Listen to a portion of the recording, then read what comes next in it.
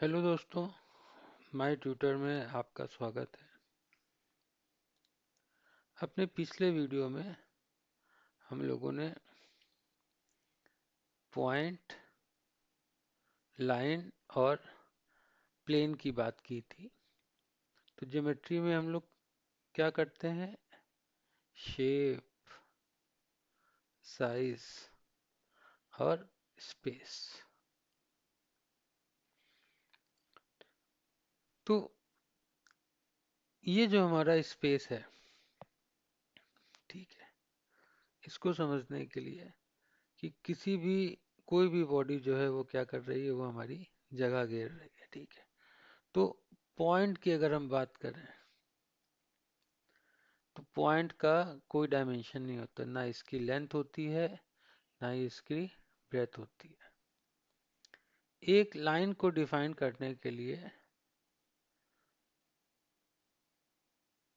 हमें क्या चाहिए? दो पॉइंट चाहिए, और इसकी सिर्फ एक डायमेंशन होती है, लेंथ। अगर किसी प्लेन की बात करें तो प्लेन को डिफाइन करने के लिए हमें तीन पॉइंट चाहिए होता है। जैसे एक पॉइंट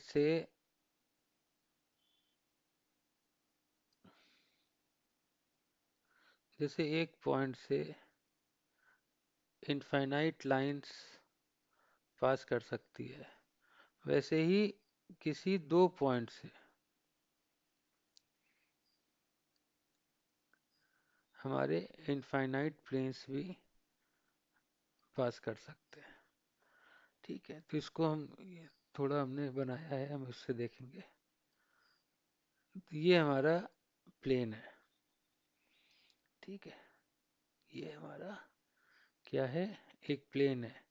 इस प्लेन को हमने डिवाइड किया हुआ है, 1 2 3 4 5 6 7 8 9 10 11 12 13 14 14 पार्ट में हमने इस प्लेन को डिफाइन किया। और इस साइड 1 2 3 4 5 6 7 8 9 10 11 12 13 14, तो 14 पार्ट में हमने इस प्लेन को क्या किया है? डिवाइड किया है। तो हमारा जो प्लेन है, इसकी क्या है? इसकी सिर्फ दो ही डायमेंशन है, लेंथ और ब्रेथ। जो थर्ड डायमेंशन है, थिकनेस, इसमें थिकनेस जो है वो नहीं होती। तो अब बच्चा जनरली क्या होता है? कंफ्यूज होता है कि सर प्लेन की थिकनेस क्यों नहीं है। तो उसको बताया जाता है कि बेटा, जो जिस कॉपी पे लिख रहे हो वो भी क्या है? एक प्लेन का एग्जाम्पल है। तो कहता है कि सर उसमें तो थिकनेस होती है, कुछ तो रहती है, हम उसको क्यों कह रहे हैं कि थिकनेस नहीं है। तो प्लेन की जो हम बात कर रहे हैं, सपोज करो कि ये हमारा एक हाथ है, ठीक है। हम इस हाथ को ऐसे छू पा रहे हैं? छू पा रहे हैं। तो ये हाथ की जो ऊपरी सतह है वो क्या है? वो हमारा प्लेन है। हम इस पॉइंट पे हाथ रख सकते हैं, हम इस पॉइंट पे हाथ रख सकते हैं, हम इस पॉइंट पे हाथ रख सकते हैं, हम इस पॉइंट पे, हम कहीं पे भी हाथ रख सकते हैं, ठीक है। तो ये हमारा, ये जो एकदम ऊपरी जो सतह है, तो कॉपी पे के पन्ने पे जो हम ऊपर ऊपर जो लिख रहे होते हैं वो हमारा प्लेन होता है। तो एक और तरीका है उस चीज को समझने का। फिजिक्स में हम लोगों ने मास पढ़ा है। फिजिक्स में क्या पढ़ा है हम लोगों ने? मास। तो पॉइंट में नो मास, लाइन में नो मास, और प्लेन में भी क्या है हमारा? नो मास। और जब मास ही नहीं है हमारा, तो स्पेस में उसने कोई जगह ही नहीं घेरी। ठीक है। तो जब हम दो डायमेंशन की बात करते हैं तो एकदम ऊपरी सतह जो होती है, ऊपरी लेयर किसी भी बॉडी की, हम उस पर बात कर रहे होते हैं। पन्ना एक एग्जाम्पल है प्लेन का, लेकिन वो सतह जिस पे हम लिख पा रहे हैं बस वही प्लेन है। बाकी उसकी थिकनेस पर मत जाइए, क्योंकि जिसमें मास नहीं है वो या तो वन डायमेंशन हो सकता है या टू डायमेंशन हो सकता है। तो एक चीज जो हम लोग ध्यान दें कि वॉल्यूम जब तक थ्री डायमेंशनल हमारा नहीं आएगा, अगर पढ़ चुके हैं तो अच्छी बात है, जब तक थ्री डायमेंशनल बॉडी नहीं आएगी।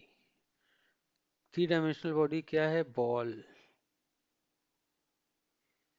क्यूब, चीज क्यूब आप लोग खाते हैं ना, क्यूब, ईटीसी, बहुत है, सिलेंडर, जो गैस का सिलेंडर आप लोग भरवाते हैं।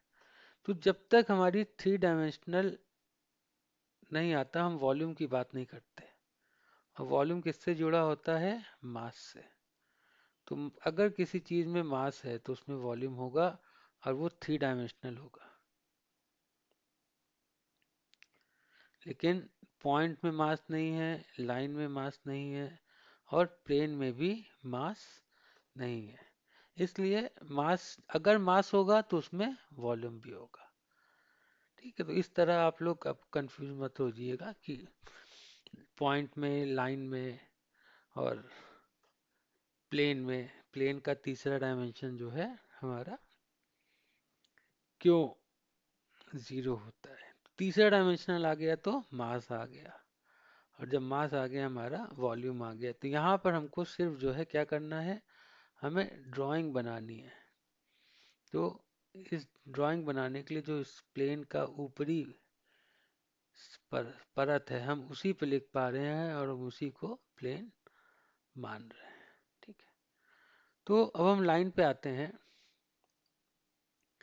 तो यहाँ पर हमने दो लाइन बनाई, ए और बी पॉइंट से, और सी और डी पॉइंट से हमने लाइन बनाई। तो हमारी लाइन क्या हो गई?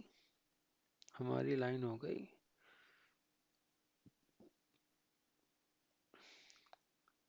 C D and A B. तो अब अगर हम ये कहें कि डिस्टेंस बिटवीन द लाइंस, तो यहाँ पे अगर हम देखें तो हर दो पॉइंट के बीच का जो डिस्टेंस है वो हमें अलग अलग मिल रहा है। तो हमने क्या किया, हमने एक लाइन सेगमेंट जो डॉटेड फॉर्म में दिख रहा है उसको इन दोनों लाइन से पास किया। और हम यहाँ देखें, एक हमें ई पॉइंट मिला। तो इस ई पॉइंट को हम क्या कह रहे हैं? Intersection point. क्या कह रहे हैं? Intersection point. तो अगर किसी भी पॉइंट को हम लाइन से, अगर हम इसको देख रहे हैं तो हम क्या देख रहे हैं कि ए बी लाइन का जो इंटरसेक्शन पॉइंट है ई, वो क्या हो रहा है? चेंज हो रहा है। तो इस केस में देखिए क्या हुआ। देखिए ए बी लाइन इंटरसेक्ट कर रही है, इंटरसेक्ट कर रही है, इंटरसेक्ट कर रही है। अब ए बी लाइन प्रोड्यूस करने के बाद सी डी से इंटरसेक्ट कर रही है, और इस केस में जब दोनों लाइन ए बी और सी डी को प्रोड्यूस किया गया है तो ही वो इस पॉइंट पे इंटरसेक्ट कर रही है। तो अगर हम ये देखना चाहें कि ये जो लाइन है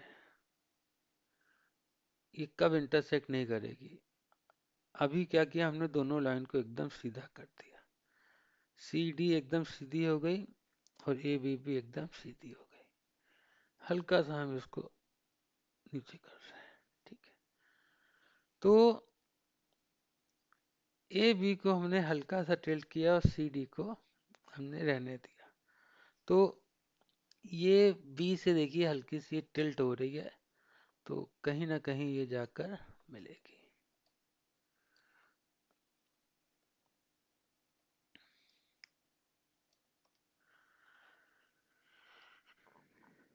ये यहाँ पे आकर हमारी लाइन जो है वो मैच की, ठीक है।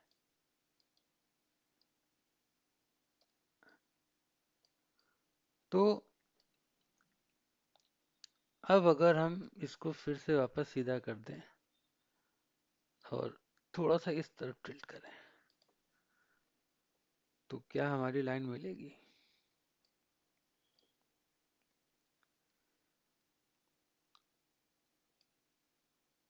ये हमारी लाइन यहाँ पे आके फिर से मिल गई।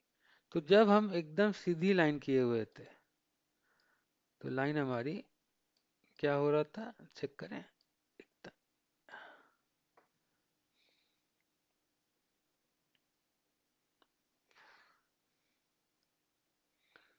ये लाइन एकदम सीधी चलती चली जा रही है और ये कहीं भी मिल नहीं रही है, ठीक है।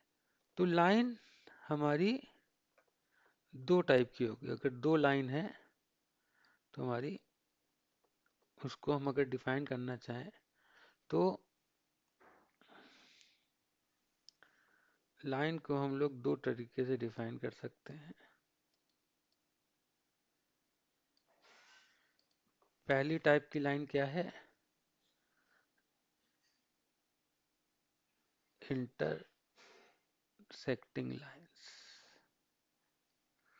मतलब इसका कोई इंटरसेक्शन पॉइंट जरूर होगा।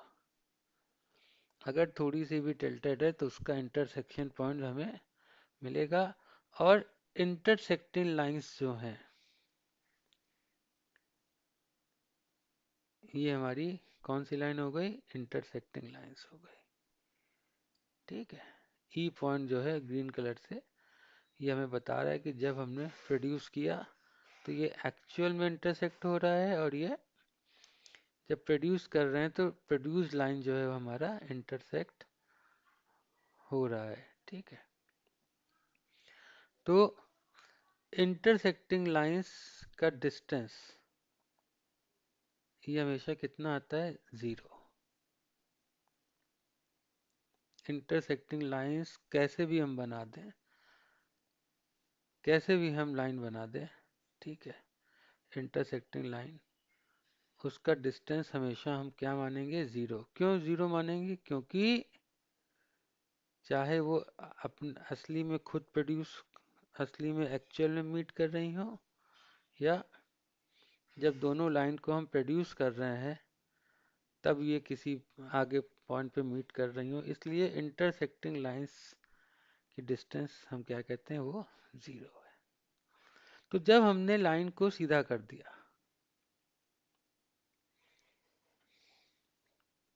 यहाँ पे अलग से हमने बनाया हुआ है जिसमें दो लाइन को हमने क्या किया है, एकदम सीधा रखा है, ठीक है। तो अब W एक पॉइंट मान लें, W पॉइंट से हमको A पॉइंट पे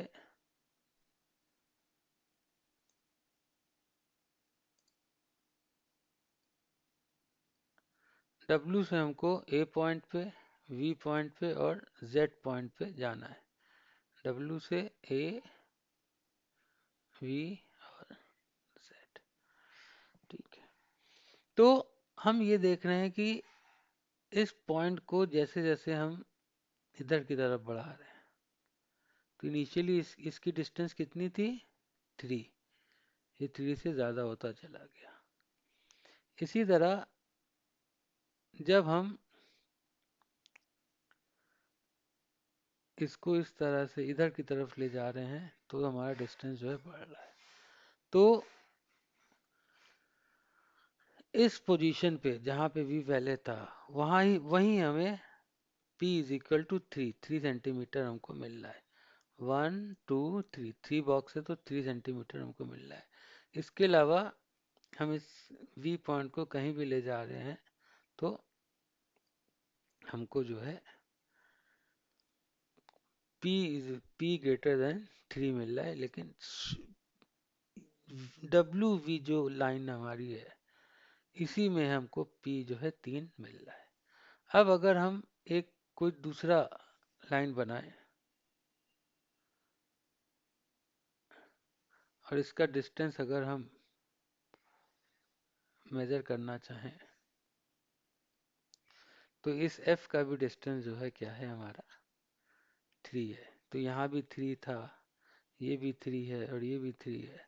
तो एक चीज जो हम देखें वो क्या, जैसा कि हमने आप लोगों को बताया था कि घूमती हुई चीज पर एंगल नापा जाता है। तो इस लाइन और इस लाइन के बीच का एंगल कितना है 90 डिग्री। इस लाइन और इस लाइन के बीच का एंगल कितना है 90 डिग्री। तो जब हमारा डिस्टेंस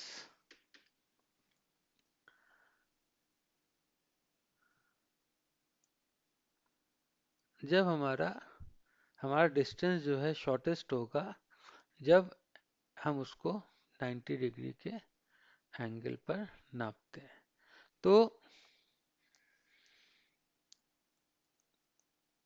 नॉन इंटरसेक्टिंग लाइंस, इसको हम क्या कह देते हैं, पैरेलल लाइंस। तो पैरेलल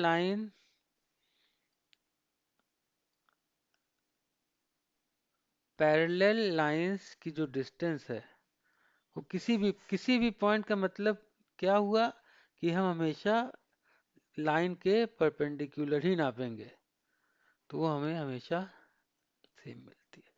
तो जो हम कहते हैं ना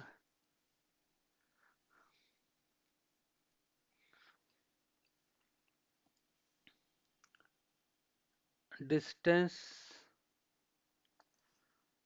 ऑफ एनी टू पॉइंट्स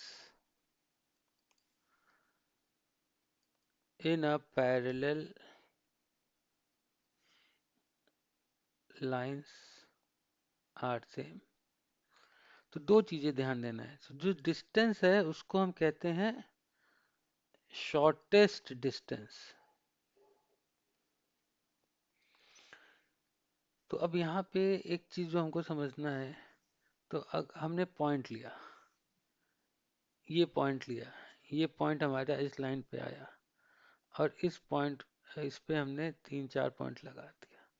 तो अगर कोई हमसे पूछे कि इन दोनों का डिस्टेंस क्या है तो हम डी जे को नाप सकते हैं, हम डी एच को नाप सकते हैं, हम डी आई को नाप सकते हैं।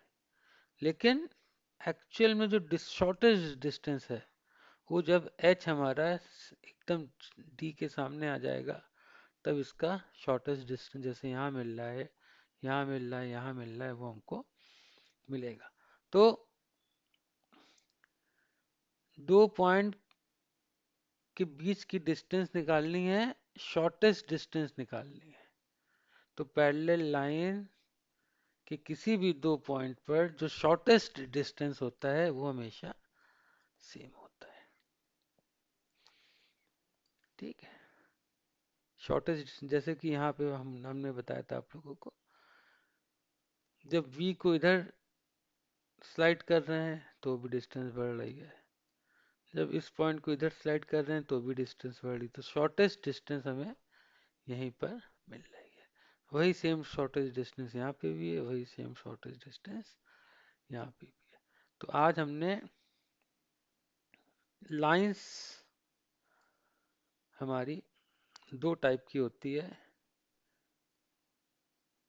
Intersecting and non intersecting. जो नॉन इंटरसेक्टिंग होती है उसी को हम पैरेलल लाइंस कहते हैं। और पैरेलल लाइंस का प्रॉपर्टी क्या है, किसी भी दो पॉइंट्स के बीच का शॉर्टेस्ट डिस्टेंस क्या होता है? सेम होता है। डिस्टेंस बिटवीन, फिर से लिख देते हैं आप लोगों के लिए, डिस्टेंस बिटवीन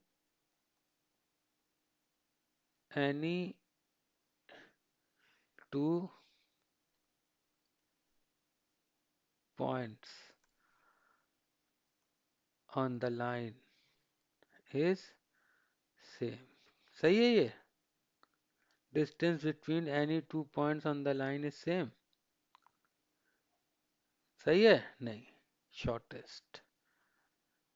जब तक हम शॉर्टेस्ट नहीं बोलते तब तक हम कंफ्यूज रहेंगे कि डी पॉइंट से तो ये दो पॉइंट की दूरी नाप सकते हैं, इन दोनों पॉइंट की भी दूरी नाप सकते हैं, इन दोनों पॉइंट की भी दूरी से नाप सकते हैं।